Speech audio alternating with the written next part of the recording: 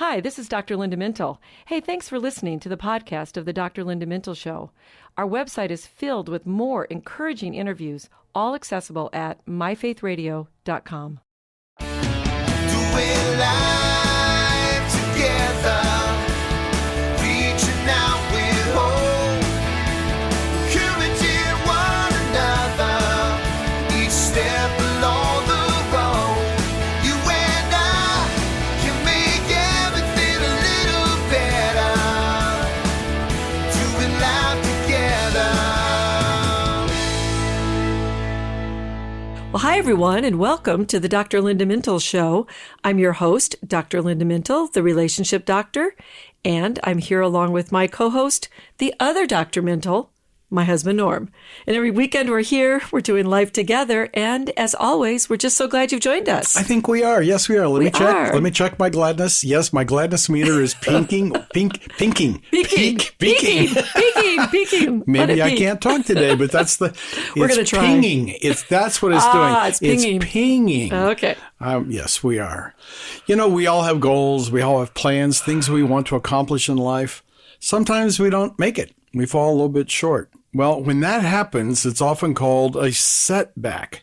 These setbacks can be minor hiccups that don't pose big problems, or speed bumps along the way that slow us down, or sometimes even problems that make progress harder and success unlikely. But setbacks are common and discouraging. Yeah, and they happen, Norm, in life. I mean, it's just part of living, right? That's right. You might experience a traumatic illness or maybe a mental health issue like anxiety or depression or relationship challenge, maybe a breakup, a divorce.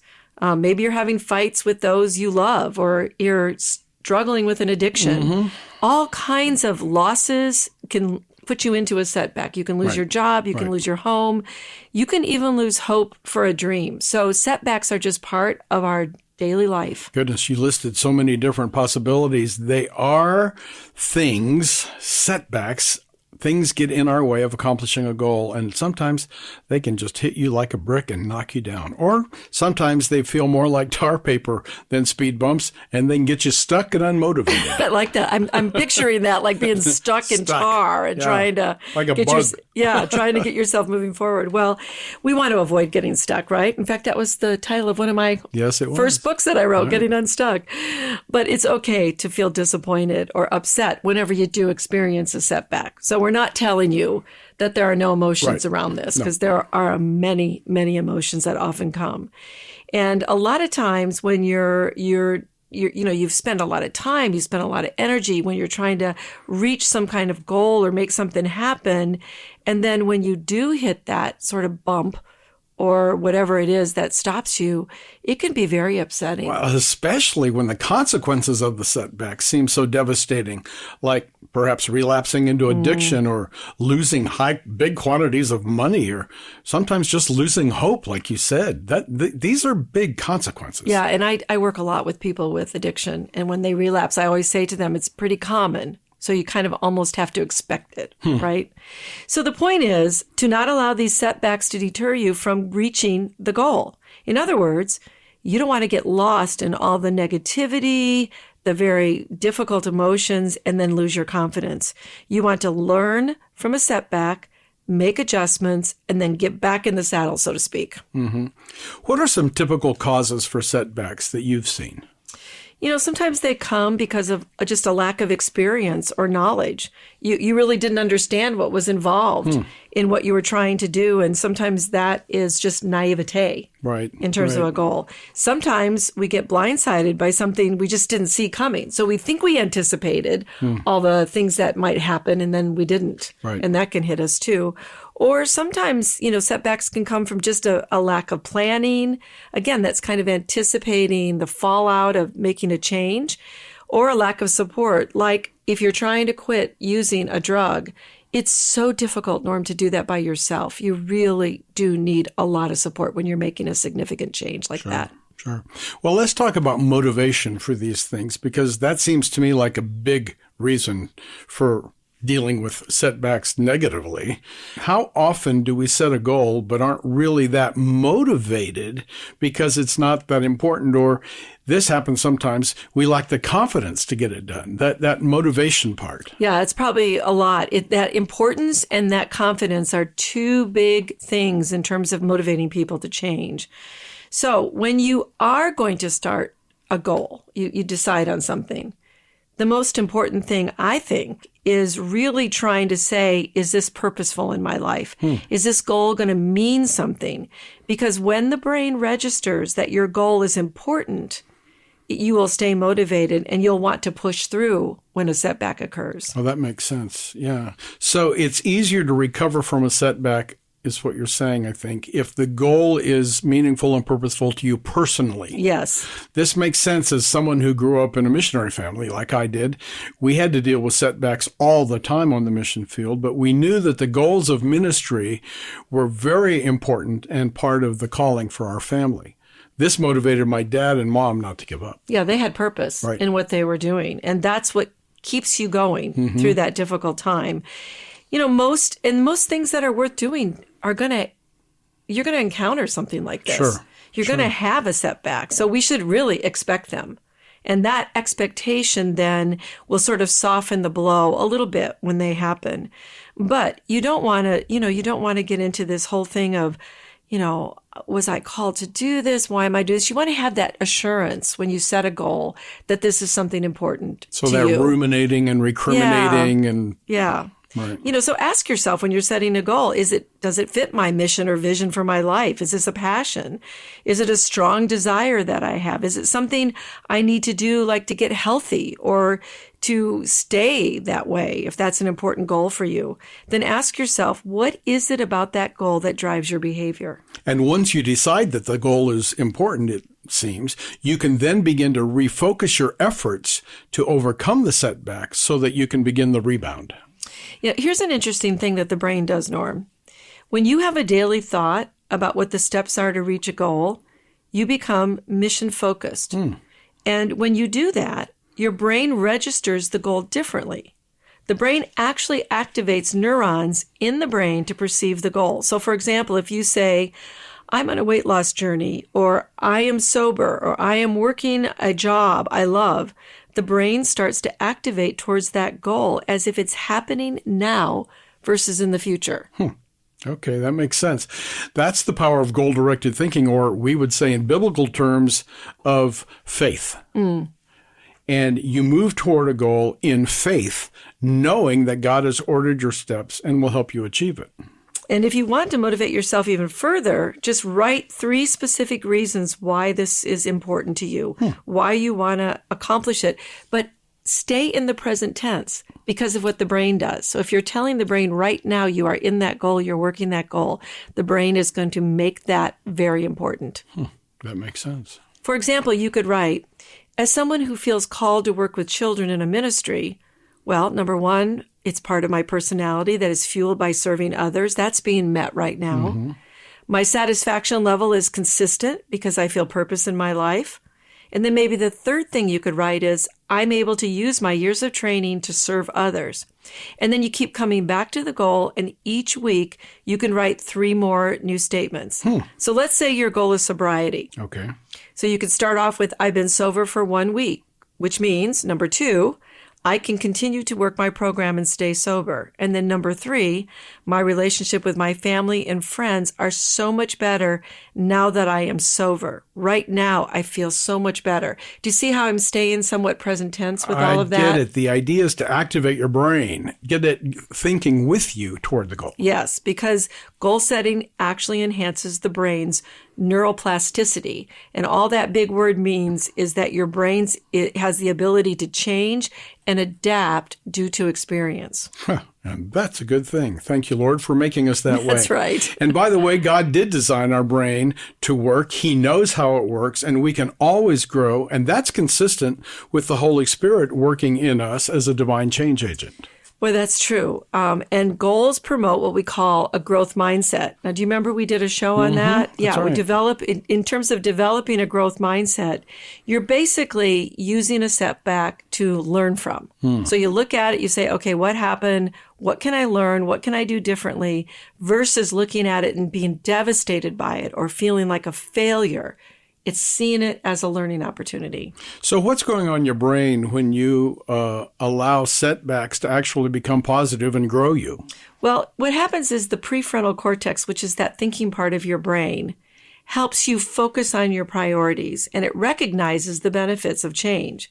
So when you have a goal, the fear centers of your brain actually get deactivated. I think that's really interesting, isn't it? So overall, goal setting actually helps you improve your brain. So think about the apostles.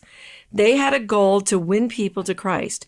That goal kept them motivated through pain and persecution and even death. And Jesus showed them how he overcame the world so that they could too, by not losing sight of the power that he gave them for their work.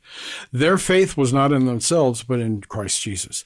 And he can be trusted to accomplish his good work in us. When you have the King of Kings reminding you to be bold and accomplish the mission, I'd say that's pretty motivating.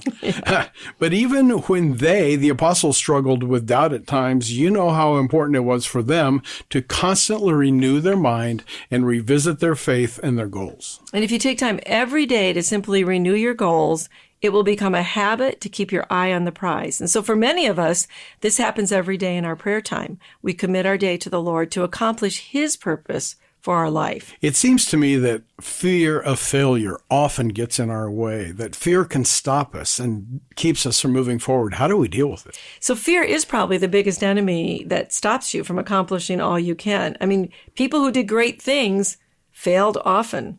And they often were people who were the least likely. I'm reminded of a sermon our pastor preached a few weeks ago about how God chooses ordinary people to do very incredible things. Like, for example, Deborah in the Old Testament.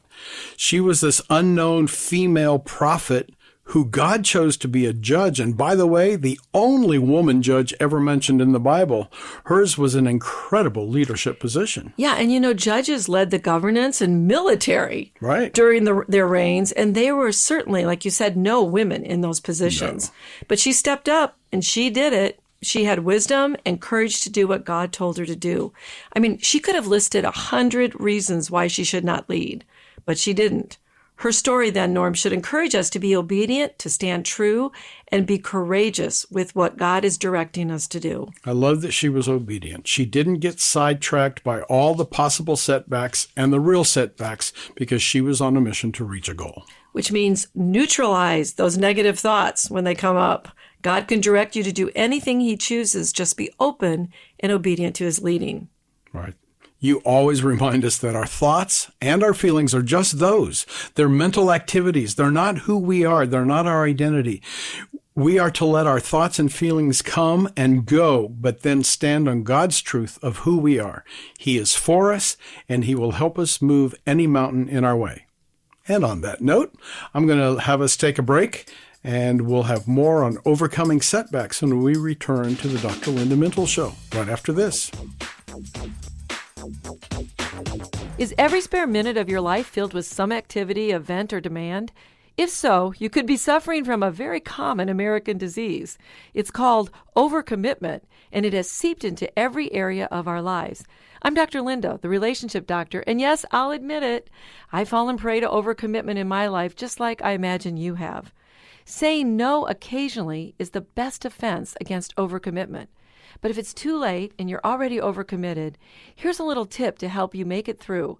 In the busiest days, you can still stop and take 5 just for yourself. When your heart is racing and your thoughts are whirling inside your head, your effectiveness just plummets. But if you'll pause right in the middle of all the hubbub, maybe close your eyes, breathe deeply, and remind yourself that the current task will be completed, you'll feel an immediate sense of relief. Then you can head back into the job at hand with renewed focus and energy. And when the next chance comes to overcommit, it comes your way, you can work on your priorities by just saying, hey, no.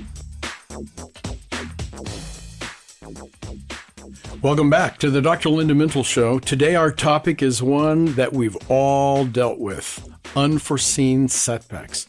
But before we get back to that conversation, I'd like to remind you, you can check out Dr. Linda's website, drlindamintle.com. That's where you'll find her blogs, her books, and you can connect with her on social media.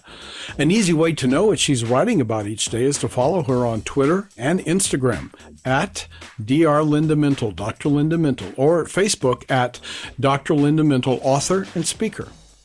Well, Linda, today we're talking about setbacks, knowing that they're going to come in life, but learning how to overcome them.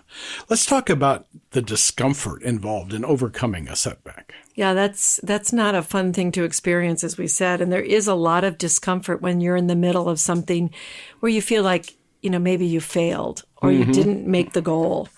And comfort and apathy comfort, being too comfortable in your life and not really pushing yourself may be one of the causes of that, or just being too apathetic. Maybe that led to the setback in the first place. So when you encounter a setback, it may be the first time you've had to really push through something uncomfortable or face a difficult situation. Norm, we've heard so many young people talk about that, that it was, the pandemic was a huge setback for so many people. And the discomfort it caused for so many of us was really hard to push through on a daily basis. But that's exactly what we have to do. So let me give you another example of that. If you have medicated your feelings with food, which a lot of people do, we kind of eat as a way of kind of coping with a lot of things. But then you decide, okay, I'm going to change that. The first time that you have stress, you're going to want to eat. But it is exactly what you need to do, not eat, to push through that really uncomfortable feeling. It'll feel very stressful because you're so used to going to the food to make yourself feel better. But once you get through it, you'll realize that you did it, you faced the discomfort, and you didn't give in, and that'll make it easier the next time. You and I have talked about our desire to learn and play pickleball. I guess we should expect some discomfort and frustration along the way, right? Yeah. That's going to require practice and a little pain, physical pain probably even, to learn to do something brand new and then do it well. I know, because if you think about it, setbacks and comebacks, which is what we're kind of calling this, success and failure, it's on the same path. You have to fail a little bit along the way to learn to do something. Succeed. Right. We just watched one of the major tennis tournaments, and you could see they were down. The person was down, in the scoring, and you thought there's no way. And then suddenly they come back and they beat the other person. Right. So that same pathway of success and failure, it's the same. You're on there. So it's rarely a straight line to success, which brings us to another point, that even when we have these small successes, we need to celebrate them and then focus less on, making it all the way to the goal, but some of the immediate progress that we're making. That seems to be really important. It makes sense to stay motivated and little steps along the way toward the goal. If we think about the progress we're making, then the setbacks, when they come along, we can feel like they were just a bump in the road and they didn't completely derail us. Yeah, so think about all the times when people had good ideas or they had a plan and they pitched it to hundreds of companies. But those who never gave up on their good idea eventually got noticed. I know you were telling me that Einstein pitched... Thomas Edison. Oh, Thomas Edison, yeah. Yeah, we always say he failed to invent the light bulb 9,999 times. But he waited one more time, and on the 10,000th time, it worked. Well, there you go. There's motivation to keep going. Right. Well, that takes us back to our point. If God calls you to do something, or you know what to do to live in better health, for example, or you believe in something you think could be helpful, don't give up or give in to negativity or discomfort. Do it. Yeah, just keep pushing and then adjusting if you need to until you reach that goal. There is tenacity or perseverance involved in this when something is important. And actually, the Bible has a few things to say about perseverance in James, if you want to look that up. You may have to go against the grain sometimes and really believe in what you're doing, but don't give up. This reminds me of the saying, change your no to not yet. I know, I really like that saying. I do too. Just because you get a no, don't give up. God's plans and his timing are almost never ours. Hang in there while he works everything together for your good. And here's another tip to overcome setbacks. Focus on one small thing you can do just today. The idea there is to take control where you can, do small things to accomplish the goal. So, for example, if you can't stop stress, you can manage the moment that something feels stressful to you by going to prayer or just doing some calming down with breathing. If you're struggling to overcome a trigger to eat, maybe move to another room and make it more difficult in the moment. That you can control. How important is it, do you think, to know that our setbacks don't define us as a person? Well, I think that's really essential. That setbacks often build our character. They're actually part of who we are as we move forward. You know, when we look in the Bible, Norm, Jesus predicted that Peter would have a setback. He would deny him, and he did. Right. And then Jesus forgave him, but Jesus reminded him of his purpose. And Peter grew into his role as the leader of the church. He didn't let failure defeat him. But he did take responsibility for those 3 denials of Jesus. And that is another part of the process of dealing with setbacks. We have to take responsibility if we didn't know something, or we made a mistake, or we ran out of time, or we gave in to fear like Peter did. Yeah, so focus on what you learned, again, from whatever it was that set you back. And in the process, you may have to forgive yourself and then ask God to forgive you like Peter did. So that's that responsibility piece that you're talking about. But deal with it in order to move forward. Reflect on what you did and then make a change. You know, research supports the idea that many people attribute failure to some internal causes while ignoring external ones. So that's an interesting part of looking at this. If you attribute setbacks to external things like spiritual forces or other things that life throws at you, you do better. Now, that doesn't mean you ignore the impact of your personal choices or sin, but there is some understanding that there are things a lot of times working against us. And those of us who have faith really do believe that there is spiritual warfare sometimes in the things that we're trying to accomplish for God. And so, again, just keep thinking about that and moving forward. This one may seem obvious, but I wonder how important it is to have other people around you to encourage you through the difficult times and setbacks. Oh, you and I know that you have to have support, right? We went through 7 years of infertility. And I really believe, Norm, that I would have given into serious depression had I not had my church friends, a lot of other Family. people, that supported us, and the Lord, Of course. to encourage me. I would not have handled the constant disappointment. Those were monthly setbacks that I experienced without friends who understood and encouraged me along the way. So support is absolutely essential. And why we, as believers, believe that the church is important. This is a community that you build to sustain you at times when you're going through difficulties. You need other people in that process. Those were difficult days, but thinking about them takes me back to the mindset that failure is really not an option, but learning from setbacks has to be the goal. You know, I like that because it is how it works in real life. We were never promised a life without difficulty. And think about Joshua and Caleb. They were the part of the 12 spies. When they returned from the promised land, their report was very different than the other 10 spies' assessment. They were terrified of the giants in the land. It seemed far too impossible a goal. In fact, the scripture tells us that their hearts melted and became as water. In other words, they lost all their courage. But you know, Moses believed the two who reported that if God was with them and had promised them success, they should proceed. And that's exactly what Joshua and Caleb told Moses. Right. And we know the story and we know how it ends. That's exactly what they did. Right. And our message is simple. When you experience a setback, have faith, believe in the goal, and then don't give in to fear or hopelessness. So we know that setbacks can cause a lot of disappointment, rejection, and even the loss of direction or control that people feel. And this is discouraging when it happens. But if we learn to lean into and trust God, those setbacks can deepen our faith. And when we overcome, we can share the victory with others around us. You know, Norma, I'm reminded of 2 Corinthians 10:4. The weapons we fight with are not the weapons of the world. On the contrary, they have divine power to demolish strongholds. We have weapons to fight with when we have setbacks. So don't get bitter. Don't lose heart. God has the big picture of your life in mind.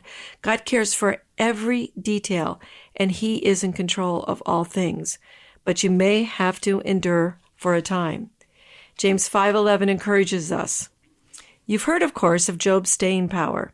And you know how God brought it all together for him at the end? That's because God cares right down to the last detail. James also reminds us to count it all joy, knowing the trying of your faith will bring you patience. So be patient and turn your setback into a comeback. Well, that's all the time we have today. Many thanks to our producer and my co-host, Norm Mintle, who makes the show a conversation, and to our technical producer, Katie Sims. From all of us here at Faith Radio, hey, we'll talk to you again next weekend. In the meantime, remember, we're doing life together, and it's better when you don't have to do it alone. Doing life together.